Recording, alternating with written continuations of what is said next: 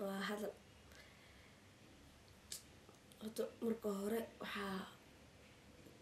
gaaja sbeen ma ahaato ninkan aniga qabana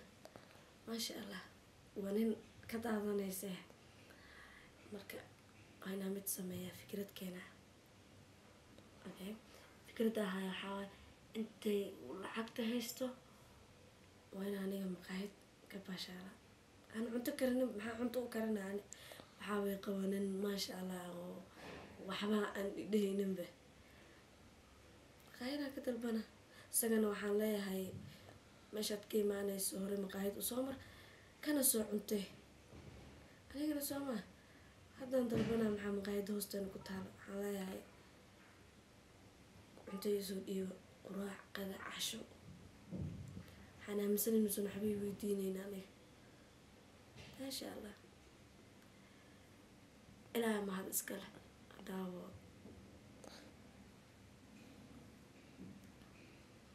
yaala kuwa maqaayadda soo ma waxaa rabay qado inaad iisoo dhiibto waxaan rabaa hilib bariis iyo milkshake haddadaanaan rabaa dee hal iisoo dhaqso aywa agaa marka qadadeeda waan dalbaday isagana roomkuisa waxaan leeyahay meeshaad soo marayso maqaayadda soo marka soo qaday bas maxaa dhibaayo waxay dhibaayo malaane qof raaxaysataan halkaas ka jiiftay diyaar waay